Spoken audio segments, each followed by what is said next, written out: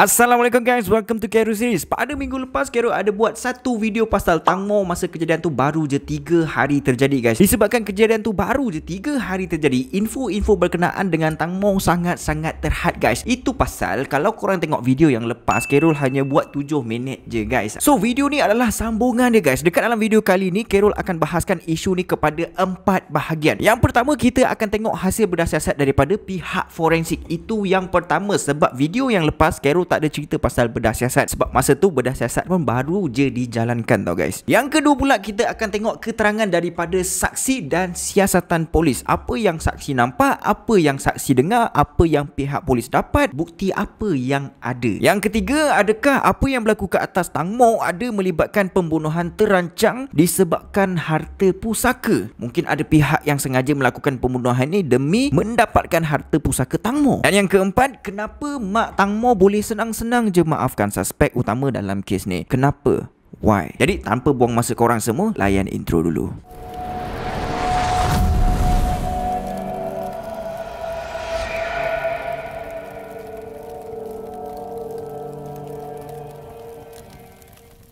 Sebelum kita teruskan video ni disponsor oleh Nasty guys. Kalau korang nak berhenti merokok, korang boleh try Nasty Fix Go Disposable Pod. Barang ni masih belum launch lagi, tapi Kero dah dapat dia punya tester guys. Korang nampak warna putih kan? Dia punya tester ni. So selama Kero try Nasty Fix Go ni, apa yang Kero boleh katakan, dia punya flavoring sangat mantap guys. Kenapa sangat mantap? Flavor dia memang rasa dekat lidah guys. Daripada start sampailah habis, flavor dia tu masih lagi rasa yang sama. Bukan tu je, dia punya bateri pun memang tahan lama. Don't worry about that. Kalau korang nak try Nasty Fix Go ni, grape, honeydew ice, peach ice, cola, and banyak lagi flavor yang sedap-sedap yang korang boleh cuba nanti. Nasty Fix Go ni juga akan membantu korang untuk mengawal korang punya nafsu nak isap rokok tu. Pilihlah Nasty Fix Go ni, dia adalah jalan terbaik untuk korang berhenti merokok. And Nasty juga dah menang banyak anugerah antarabangsa yang akan menjamin kepuasan di hati pengguna guys. Nasty bukan hanya dijual di Malaysia je guys, tapi Nasty dah berjaya masuk lebih daripada 80 buah negara dekat dalam dunia ni guys. Apa maksud dia tu? Maksud dia produk from Nasty memang power lah coy. Jadi kalau korang nak dapatkan hadiah wang tunai dan juga produk percuma daripada Nasty, korang boleh tekan link dekat bawah ni and register. Kalau korang register, korang akan dapat starter kit and cash prize. Andai kata korang bernasib baik, sebab starter kit and cash prize tu diorang akan bagi secara random guys. Jom kita sambung video.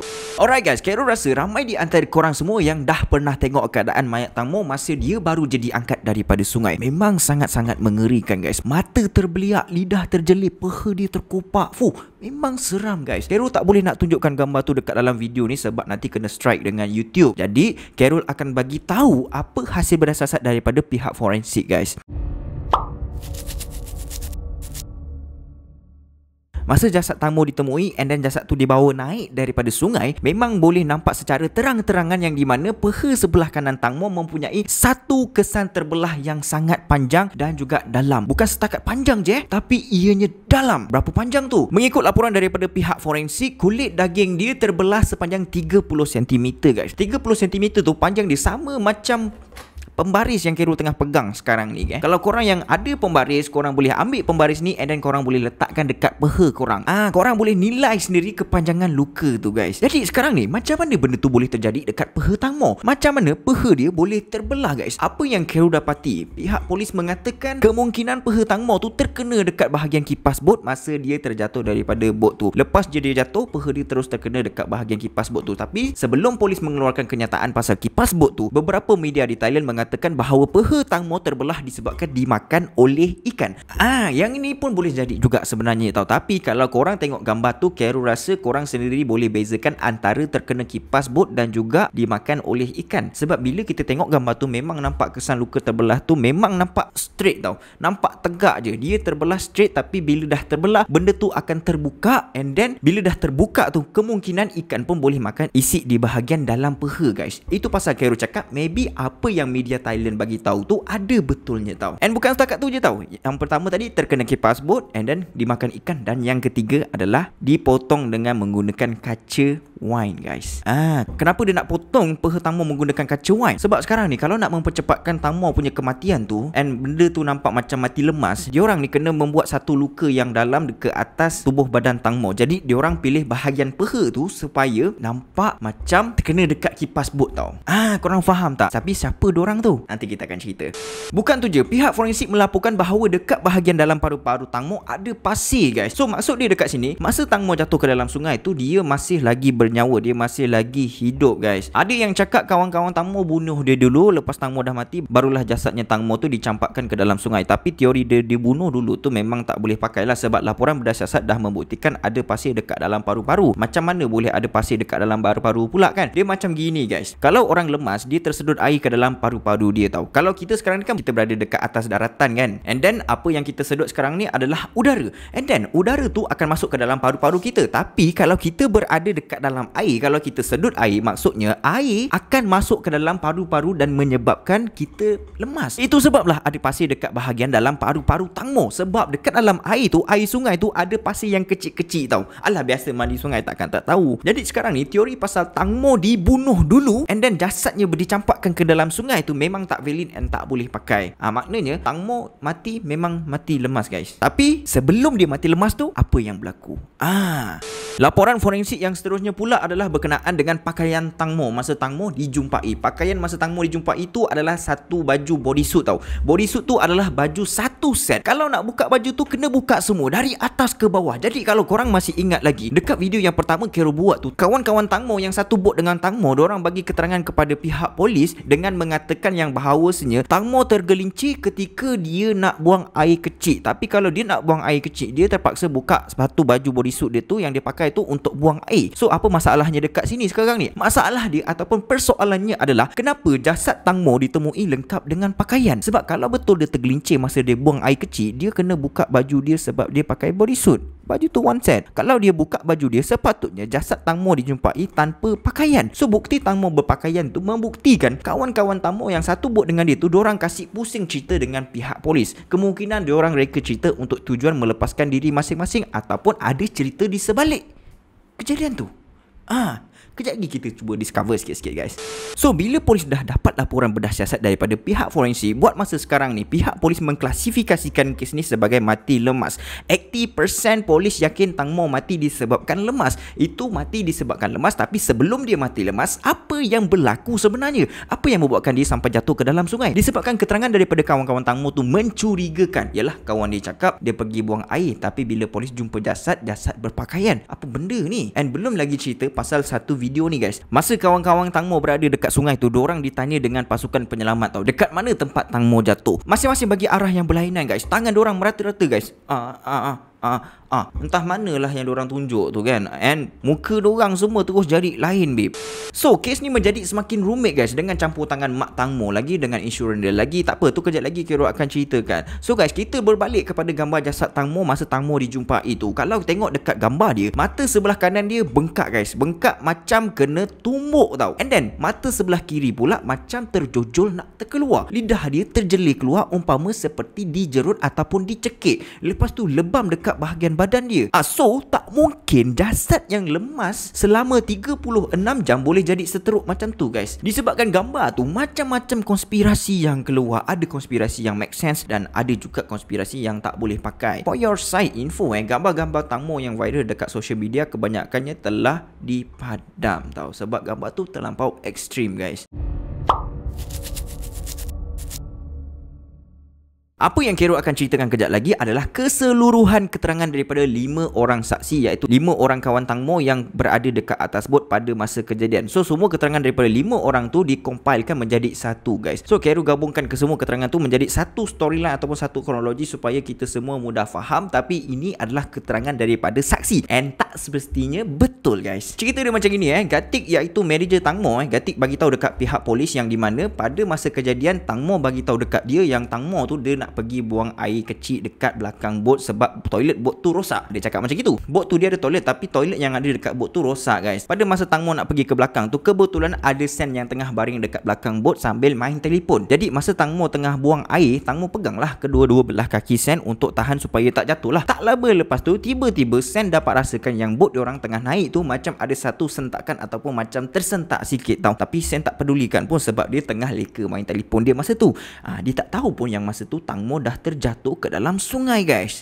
Itu hasil daripada statement dia. Tapi ada lagi guys. Yang perasan Tang Mo jatuh adalah manager dia sendiri, iaitu Gatik. Gatik yang sedar Tang Mo tak ada dekat bahagian belakang bot. Jadi Gatik pun jerit lah, Tang Mo, Tang Mo, Tang Mo. But the problem is disebabkan bot tu bergerak dengan sangat laju, benda tu menyebabkan si pemandu bot masa tu yang bernama Robert tak dengar apa-apa pun. Dia tak dengar pun Gatik jerit nama Tang Mo, and dia pun tak sedar yang Tang Mo jatuh masa tu. Jadi si Robert pun dia bawa je lah bot tu macam biasa. And then tak lama lepas tu bila 4 orang kawan yang lain terdengar Gatik jerit nama Tang Mo, barulah diorang rasa pelik, and barulah diorang tahu yang Tang Mo rupanya dah terjatuh ke dalam sungai. So diorang semua buat keputusan untuk mencari Tang Mo tanpa ada bantuan sesiapa pun. Diorang berlima sahaja mencari Tang Mo masa tu. Lepas dah berkali-kali pusing, dah jerit nama Tang Mo banyak kali pun tak nyaut, akhirnya diorang give up and diorang call pihak penyelamat untuk meminta pertolongan mencari Tang Mo. Dekat sini lah guys yang tadi Kero cerita pasal video tu, yang kat tangan kawan-kawan Tang Mo tu kan, masing-masing tunjuk arah yang berlainan tu. Masa pasukan penyelamat datang, diorang tanya kepada kawan-kawan Tang Mo, dekat mana Tang Mo jatuh? Dekat mana Tang Mo jatuh ni? And then bila dah ditanya macam itu, masing-masing tunjuk ke arah mana-mana entah.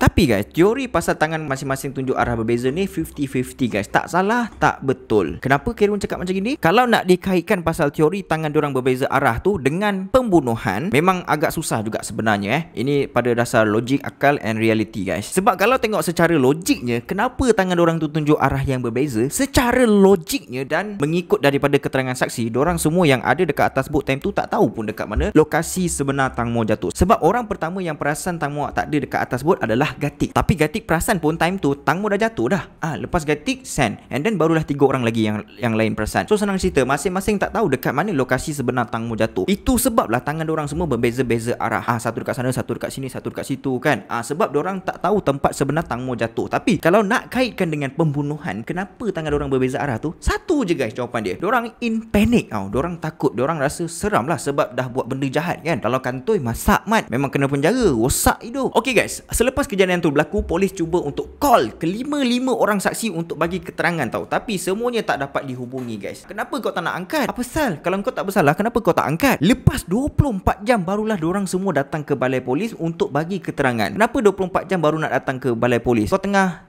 plan something ke? Tapi bila dah bagi keterangan, polis cuba untuk matchingkan antara kelima-lima keterangan saksi tu. Diorang punya keterangan tu macam mengelirukan, and ada beberapa keterangan yang tak matching tau. Orang ni cakap lain, orang tu cakap lain, tapi polis hanya dedahkan satu je. Dia ada banyak yang tak matching sebenarnya, tapi polis dia bagi tahu dekat media satu je guys, iaitu Sen bagi tahu dekat pihak polis yang bot tu tersentak secara tiba-tiba tau. Sen seorang je yang bagi tahu bot tu tersentak, tapi yang lain tu, yang lagi 4 orang tu tak ada cakap pun bot tu tersentak. Itu baru satu. Sebenarnya banyak lagi yang tak matching, tapi polis bagi tahu satu je. And then paling latest guys, keterangan yang Kero cerita tadi semuanya adalah satu pembohongan. Yang tadi panjang-panjang lebar, jadi cerita tu adalah satu pembohongan. Dia orang reka cerita. Sebenarnya Gatik dia ada satu set perjumpaan dengan seorang VVIP, ataupun kalau dekat Malaysia ni kita boleh panggil sebagai datuk lah. Gatik dia ada set satu perjumpaan di antara Tang Mo dan juga seorang datuk tu kan. Kita akan cerita dekat bahagian ekstra nanti, tapi sebelum tu kita akan pergi kepada bahagian ketiga pula. Kalau korang nak tahu, Tang Mo ni dia ada anak angkat tau. Anak angkat dia tu adalah anak kepada Gatik. Gatik tu kan manager Tang Mo kan. And then Tang Mo jadikan anak Gatik tu sebagai anak angkat dia. Sebab Gatik dengan Tang Mo ni, diorang ni sangat rapat tau guys. Disebabkan Tang Mo terlampau sayang dekat anak angkat dia tu, dia sanggup buat apa sahaja, termasuklah dia buat insurans. And then dekat dalam insurans yang dia buat tu, dia letakkan nama anak angkat dia tu sebagai waris penerima pampasan jika Tang Mo mati. Bukan sikit tau, RM130,000 valid mat pampasan yang anak tu akan dapat jika Tang Mo mati. So dekat sini maksudnya kalau Tang Mo mati, anak tu akan dapat pampasan tu. Tapi disebabkan anak tu masih kecil, pampasan tu akan diberikan kepada Gatik. Sebab Gatik tu kan ibu kandung kepada anak angkat Tang Mo. Kau faham kan? And benda yang lagi mencurigakan adalah masa pencarian Tang Mo dijalankan, Gatik langsung tak join masa proses pencarian tu. Kau tahu, bekas suami kepada Tang Mo tu pun join proses pencarian tu, tapi kenapa orang yang boleh dianggap sebagai paling rapat tak join langsung proses pencarian kawan baik dia sendiri tau. And lebih mencurigakan lagi adalah reaction Gatik macam tak ada benda yang berlaku, babe. Muka dia macam nak ketumbuk ke.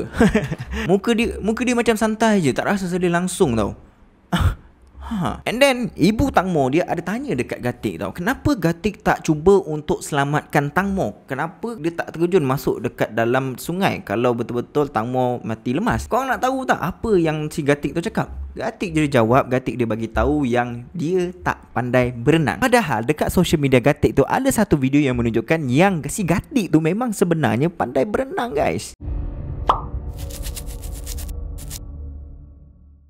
Dalam situasi sekarang ni, yang didakwa ada dua orang, guys, Paul dan juga Robert. Paul merupakan owner kepada bot, manakala Robert pula adalah pemandu bot tu. Jadi sekarang ni, kalau dia tak nak didakwa sebagai pesalah, dia kena minta maaf dengan ibu Tang Mo tau. And then ibu Tang Mo akan tarik report polis yang dibuat. So kalau nak minta maaf tangan kosong tak sedap lah, babe. Jadi diorang pun bersetuju untuk memberikan pampasan kepada ibu Tang Mo jika ibu Tang Mo memaafkan mereka. So Carol difahamkan ibu Tang Mo ni siap kira tau berapa jumlah yang perlu dibayar oleh Paul dan juga Robert sebagai pampasan. Dia kira lah berapa banyak yang Tang Mo akan bagi dekat dia jikalau Tang Mo masih hidup sehingga 30 tahun akan datang. So bila dikira, bila ibu Tang Mo kira tu, jumlahnya adalah sebanyak 3.8 juta ringgit Malaysia, man. And Paul dengan Robert tu setuju untuk bayar. So ibu Tang Mo pun dia kalau dah setuju macam gitu, dia nak bayar. And then ibu Tang Mo pun menerima permohonan maaf di antara diorang tu. Tapi tak semudah tu, guys. Ibu Tang Mo nak